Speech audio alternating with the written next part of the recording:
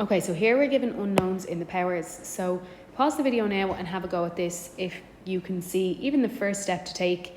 I have bases here multiplying with the same power. So when they are the same powers and the bases are multiplying, it literally means you can just multiply the bases and keep the same power. So I can rewrite that first part as 10 to the power of x plus 1 minus, and likewise here I have 9 by 10 to the power of x.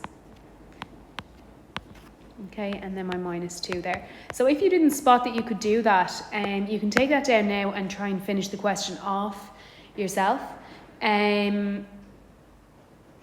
Really what we're going to need to do is try and get all of the powers, that x there, in that just power of x by themselves, and then from then on I can go and simplify it. So sometimes we might see this where it turns into a quadratic, but if that's the case, we usually have a coefficient of 2 on the x when it's in the power. So let's just go through this and try and simplify it and get basically this to be written as 10 to the power of x.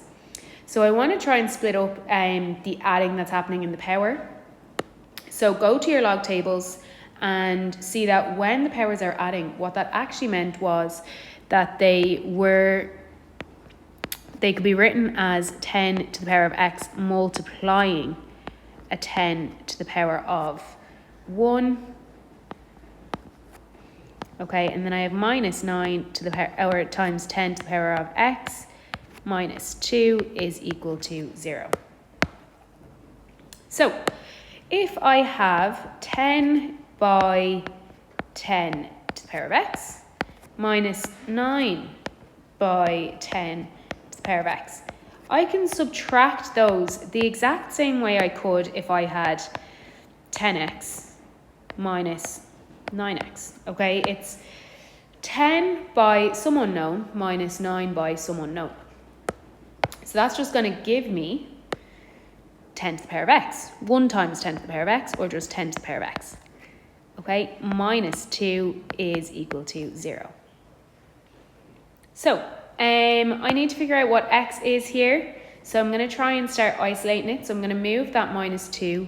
I'm going to get rid of it by adding it on to the other side. So I have 10 to the power of x is 2. Okay, my unknown now is in the power, so I'm going to use that log loop to get rid of it. So I can say that a log with a base 10 of 2 is equal to 2. So what we're going to be looking for is what does the 10 have to have a power of to get to 2. Okay, so put it in your calculator and you will see that we get 0.3 is equal to x. Now, the answer did say give your answer to 2 significant figures. So the 0 at the start doesn't count as a significant figure. So I'm just going to add a significant figure on there, onto my answer.